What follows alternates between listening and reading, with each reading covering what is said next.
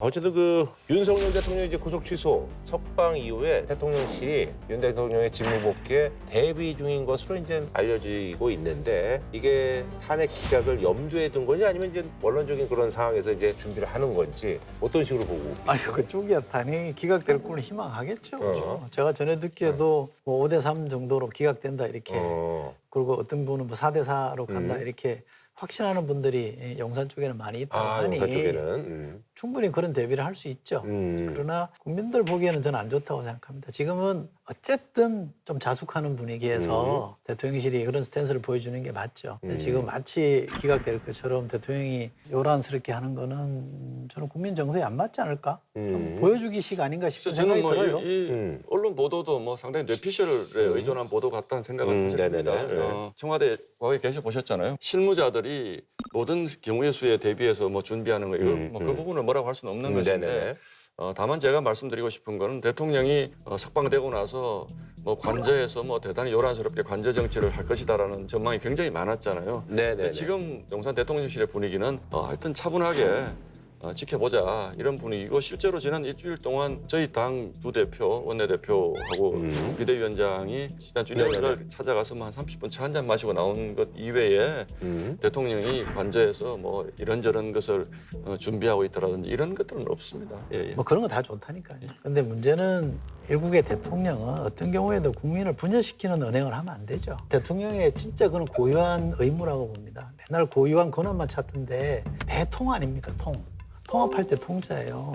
왜 자꾸 분열을 시킵니까? 본인이 억울해도 헌재를 믿고 국민을 믿고 차분하게 기다려야죠. 맨날 지지자들 선동하고 청년들 찾고 거기다 대고 미안하다 그러고 저는 그 사유가 진짜 계엄한 사유보다 더 나쁜 짓이라고 저는 그 봅니다. 부분에 뭐 아쉬운 점이 있긴 합니다만 예를 들어서 대통령이 직무정지 상태라고 하더라도 정원에 나오는 것까지 언론이 사진 찍어서 대통령이 뭐 아무 반성 없이 정원에 나와서 활개를 치더라 이런 식의 표현들은 좀 과하다. 그런 기사도 있었습니까? 그런 기사도 있죠. 아, 예. 그리고 윤석열 대통령 이제 석방과 함께 사실 이제 조계 대선 얘기가 수면 아래로 쑥 이제 들어간 그런 상황입니다. 그래서 이제 이 와중에 이제 신 의원님께서 최근에 사전 투표를 하루 축소하는 그런 선거법 개정안을 발의하셨는데 요 내용 어떤 의도로 이런 개정안을 냈는지에 대해서 저는 뭐 이게 이제 부정선거와 연결돼 있는 논의라서 좀 부담스럽긴 한데 저는 기본적으로는 사전 투표를 없애야 된다고 주장하는 생각하는 사람입니다. 왜냐하면 이게 너무 큰 불신의 씨앗이 지금 되어 있기 때문에 사전 투표는 없애야 하는데 제가 원래 생각했던 안은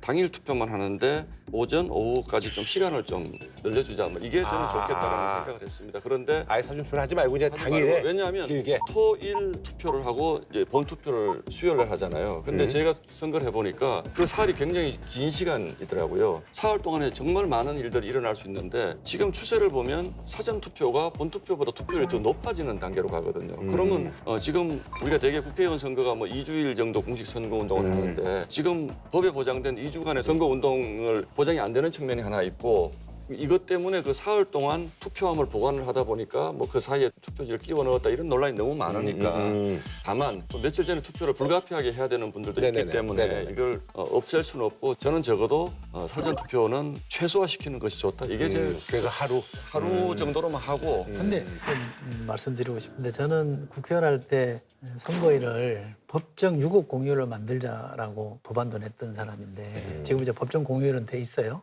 투표는 유권자의 관점에서 봐야 됩니다. 정당이나 후보의 관점이 아니라 국민의 관점에서 보면 이 편의성을 확장시키는 게 제일 중대한 원칙이고요. 전 세계 대부분의 나라에서 사전투표제를 하고 있습니다. 미국은 우편 투표제도 하고 있습니다. 이거 땅이 너무 넓어서 우리나라만 지금 사전투표제 하는 게 아니에요. 그리고 실제로 우리가 사전투표 도입한 게 2012년에 법 통과시켜서 2013년 재보궐 때 시행하고 2014년 전국 지방선거 때 전국적으로 시행을 했거든요.